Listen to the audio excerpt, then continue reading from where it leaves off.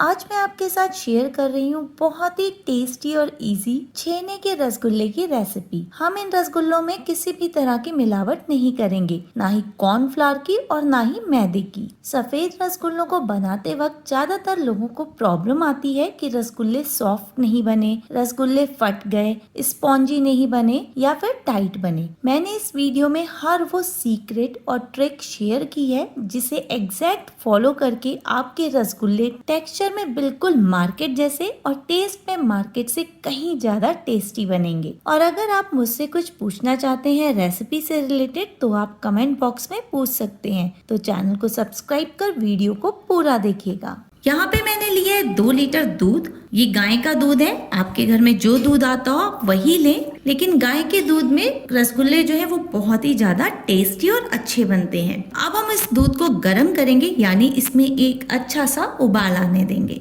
जब तक दूध हमारा बॉईल हो रहा है तब तक सेकेंड स्टेप कर लेते हैं। यहाँ पे मैंने लिया है 1 कप पानी। आपके घर में जो भी चाय वाला कप हो उससे आप मेजर करके 1 कप पानी ले लें। अब इसमें हम डालेंगे 2 चम्मच व्हाइट विनेगर यानी कि सफेद सिरका और इसको मिक्स कर देंगे इसमें। अगर आपके यहाँ सफेद सिरका नहीं है तो आप इसकी जगह पे नींबू का भी यूज कर सकते हैं, लेकिन ध्यान रखिएगा नींबू भी आपको एक ही यूज करना है और नींबू को भी आप पानी में ही डिसॉल्व करके यानी कि पानी में मिक्स करके ही यूज करेंगे। तो ये अच्छे से मिक्स हो चुका है और इस दूध को बीच बीच में इस तरीके से चलाते रहिएगा। इससे क्या होगा कि दूध तले पे बिल्कुल भी चिपकेगा नहीं। आप दूध कच्चा ले रहे हो या फिर पहले से उबला हुआ क्यों ना ले रहे हो, आपको दूध को एक बार इस तरीके से बॉईल जरूर करना है, क्योंकि हमें इस दूध का छेना निकालना है और जिसके लिए दूध को बॉईल करना बहुत जरूरी होता है। दूध में अच्छे से बॉईल आ चुका है। अब हम गैस का फ्लेम करेंगे बंद और आधे 1 मिनट के लिए इसे ठंडा होने देंगे, यानी कि थोड़ा सा नॉर्मल होने देंगे। ध्यान रखिएगा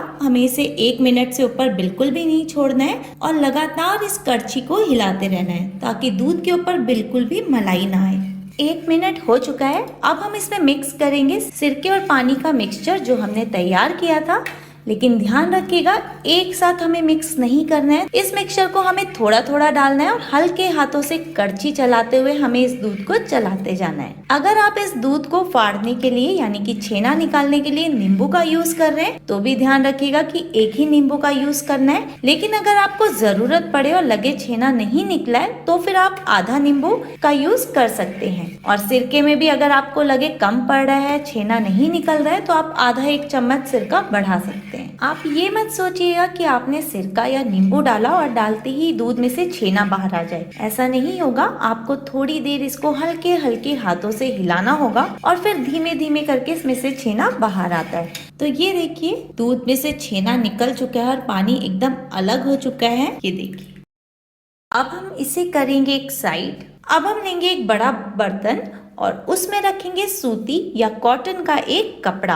आप यहाँ पे कॉटन यानी कि सूती का रुमाल भी यूज कर सकते हैं, लेकिन ध्यान रखिएगा जो भी आप कपड़ा यूज करें वो पूरा सफेद हो, किसी भी तरह का उसमें प्रिंट ना हो। अगर आप प्रिंटेड कपड़ा लेंगे तो क्या होगा, उसका कलर जो है हमारे छेने में आ जाएगा। अब कपड़ा रखने के बाद हम इसमें अपने छेने को छानेंगे इस तरीके से।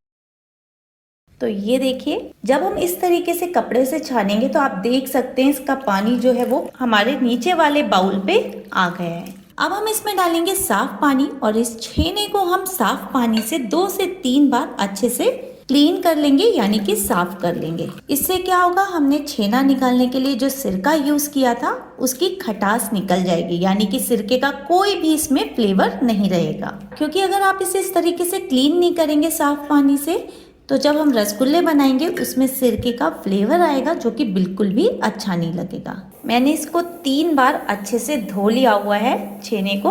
अब हम इस तरीके से कपड़ा पकड़ेंगे अपना और इसमें से अब हम एक्स्ट्रा पानी निकालेंगे। इस तरीके से कपड़े को हल्के हाथों से घुमाइएगा। अब यहाँ पे ध्यान रखने वाली बात कि बहुत ज्यादा प्रेशर देते हुए हमें छेने से पानी अलग नहीं करना है, बहुत ही हल्के हाथों से बस इस तरीके से हमें इसे घुमाना है और जितना पानी ये निकाल सकता है ये निकाल लेगा। क्योंकि अगर आप इसे ज्यादा प्रेशर देके एकदम पानी को कस के निचोड़ेंगे तो क्या होगा, हमारा छेना बिल्कुल ड्राई हो जाएगा, यानी कि सूखा सूखा हो जाएगा और फिर हमारे रसगुल्ले सॉफ्ट और स्पंजी नहीं बनेंगे, वो बनेंगे एकदम टाइट टाइट, जो कि बिल्कुल अच्छे नहीं लगेंगे। एक्स्ट्रा पानी निकल चुका है। अब हम बाउल को करेंगे साइड और इस छेने को इस कपड़े में ही हम बांध देंगे। अब इस तरीके से एक गांठ लगाने के बाद बहुत टाइट मत इसकी गांठ लगाइएगा, हल्की सी लगाइएगा। अब आप इसे 1 घंटे के लिए कहीं पे भी इस तरीके से टांग दीजिए, चाहे तो आप किचन के सिंक पे नल के ऊपर टांग दीजिए। इससे क्या होगा कि जो भी इसमें एक्स्ट्रा पानी अभी बचा होगा वो अपने आप धीमे धीमे निकल जाएगा। 1 घंटा हो चुका है इस छेने को रखे हुए। अब इसको चेक करते हैं खोल के। तो ये देखिए छेने से अच्छे से पानी निकल चुका है और ये ना ही बहुत ज्यादा सूखा सूखा हुआ है, यानी कि बहुत ड्राई भी नहीं है, क्योंकि हमने इसको बहुत टाइटली निचोड़ा नहीं था। अगर आप बहुत प्रेशर देके पानी निकालेंगे तो छेना हमारा टाइट हो जाएगा और उसकी वजह से हमारे रसगुल्ले सॉफ्ट नहीं बनेंगे। अब या तो आप एक बड़ी प्लेट या परात ले लीजिए और उसमें इस छेने को मसलिए, या फिर इस तरीके से किचन का जो काउंटर होता है यानी कि प्लेटफॉर्म, उस पे आप इसे कर सकते हैं। लेकिन ध्यान रखिएगा, अगर आप किचन के प्लेटफॉर्म पे कर रहे हैं यानी कि काउंटर पे कर रहे हैं तो काउंटर को पहले बिल्कुल अच्छे से साफ कर लीजिएगा ताकि इस पे कोई भी डस्ट या मिट्टी ना रहे। अब हमें इसे मसलना है, यानी कि इसे अच्छे से स्मूथ बनाना है। लेकिन इसे स्मूथ बनाने यानी मसलने की भी एक टेक्निक है, वो ध्यान रखिएगा कि हमें ऐसे नहीं कि कैसे भी इसको मसल देना है, नहीं, हमें अपने हथेली के इस हिस्से से इसको इस तरीके से मसलना है। दूसरी चीज ये ध्यान रखिएगा कि हमें बहुत जोर से और टाइटली इसको नहीं मसलना है। थर्ड, कि हमें इसे कंटिन्यूअस यानी एक साथ, ये नहीं कि ऐसे ऐसे से मतलब मसलते जाना है, नहीं, क्योंकि अगर आप इसको बहुत जोर लगा के मसलेंगे या लगातार मसलते जाएंगे तो आपकी जो हथेली की गरमाइश है उसकी वजह से हमारा छेना जो है वो काफी टाइट हो जाएगा और हमारे रसगुल्ले सॉफ्ट नहीं बनेंगे। तो पहली चीज मसलने के लिए कि हमें हथेली की इस पार्ट को यूज करना है। सेकेंड, हमें इसे बहुत जोर से नहीं मसलना है। थर्ड, हमें मसलते वक्त ये ध्यान रखना है कि इस तरीके से हमें हल्के हाथों से रुक रुक के मसलना है। तो अब आप ध्यान से देखिए, इस तरीके से हमें इसे मसलना है। ये देखिए मैं हाथों की हथेली से इस तरीके से मसल रही हूँ, फिर रुक रही हूँ, फिर मसल रही हूँ। ये सबसे इम्पोर्टेंट स्टेप है हमारे रसगुल्लों को सॉफ्ट और स्पॉन्जी बनाने का। तो ये जो मैं आपके साथ ट्रिक शेयर कर रही हूँ, इन्हें ध्यान में रखते हुए एग्जैक्ट फॉलो कीजिएगा। मैं आपको गारंटी देती हूँ आपके रसगुल्ले बहुत ही सॉफ्ट और स्पॉन्जी बनेंगे और इतने टेस्टी कि आप मार्केट से रसगुल्ले लेना छोड़ देंगे। तो उसे छेने को मसलना है और इसे एकदम सॉफ्ट डो की तरह बनाना है। और इसे मसल के सॉफ्ट डो बनाने में कितनी देर लगती है इसका कोई एग्जैक्ट टाइम नहीं है, क्योंकि अगर मैं आपसे कह दूं 15 मिनट लगेंगे या 20 मिनट लगेंगे वो बिल्कुल गलत होगा, क्योंकि छेने का स्मूथ होना इस पे भी डिपेंड करता है कि आपके दूध की क्वालिटी क्या थी, उसमें कितना पानी था, कितना मॉइस्चर था, उस हिसाब से इसमें टाइम लगता है।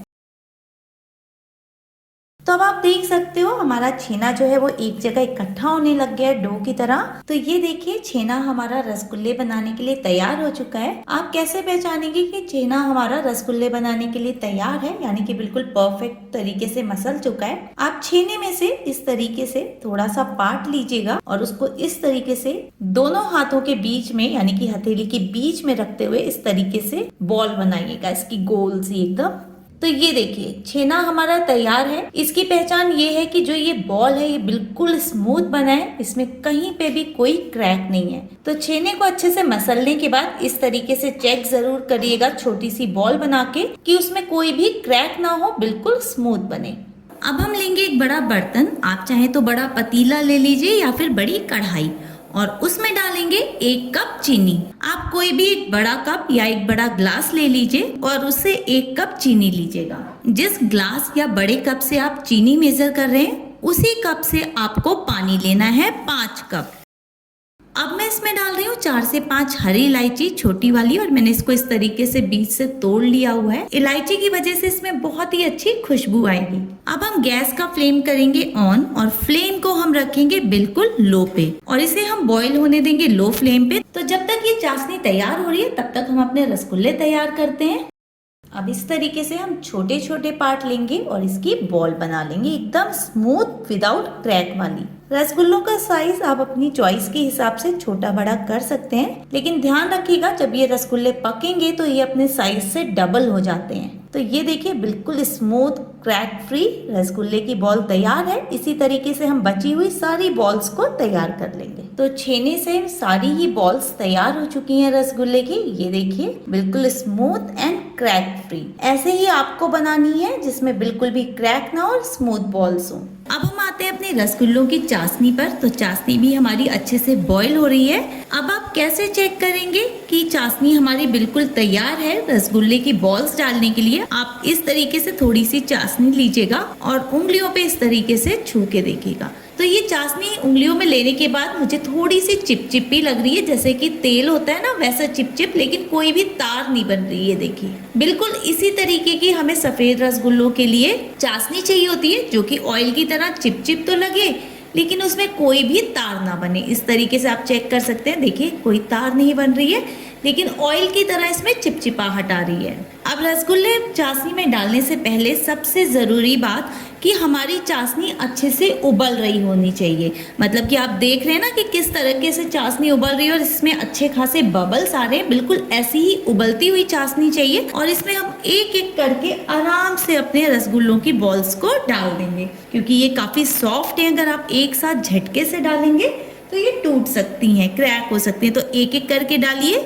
रसगुल्ले डालने के बाद अब हम इसे ढक के हम हाई फ्लेम पे इसे 5 मिनट के लिए ऐसे ही बॉईल होने देंगे। 5 मिनट हो चुके हैं इन रसगुल्लों को बॉईल होते हुए। अब हम ढक्कन हटाएंगे।